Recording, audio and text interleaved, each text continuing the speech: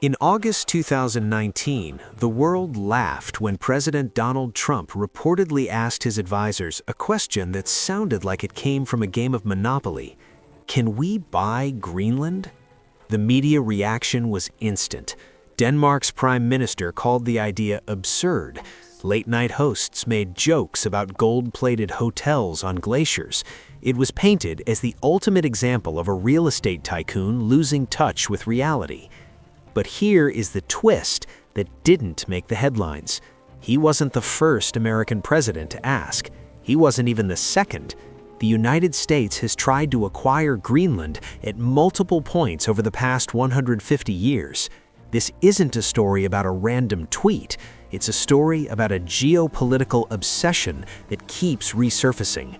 The US government knows something about that frozen island that the rest of us ignore, and they have been trying to close the deal since the Civil War era. To understand why anyone would want to buy a chunk of ice 3 times the size of Texas, you have to look at a map. Not a flat map, but a globe. Greenland sits directly between North America and Russia. It is the gatekeeper of the North Atlantic. If you control Greenland, you control the GIUK Gap, the naval choke point between Greenland and Iceland in the UK. Every Russian submarine trying to enter the Atlantic has to pass through this corridor. The US military calls Greenland the world's most important stationary aircraft carrier. The US already has a massive base there, Thule Air Base, which tracks ballistic missiles over the North Pole.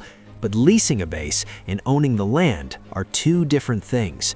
The reason this keeps coming up is that America hates having a landlord for its national security, especially when that landlord is a small European nation that might not always agree with American foreign policy.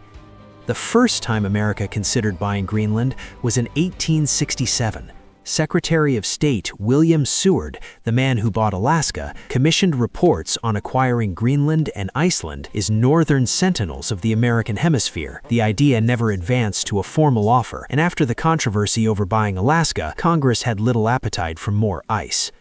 Then came 1946. This is the attempt most people forget.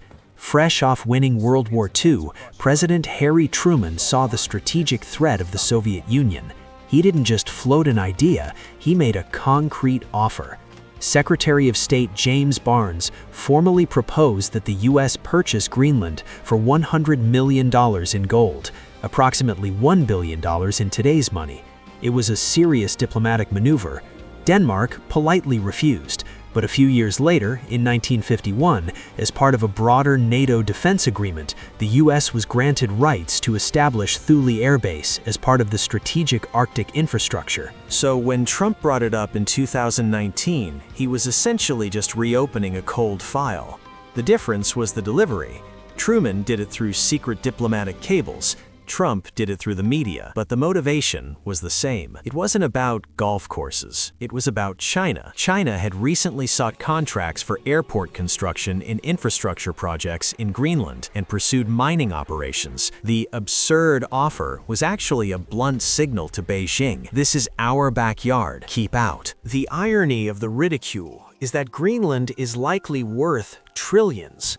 As the ice melts, it is revealing massive deposits of rare earth minerals, neodymium, praseodymium, dysprosium, estimated at 36 to 42 million metric tons of rare earth oxides.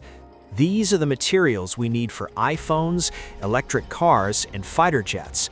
Currently, China controls the market on these minerals. Buying Greenland would have solved America's resource dependency overnight.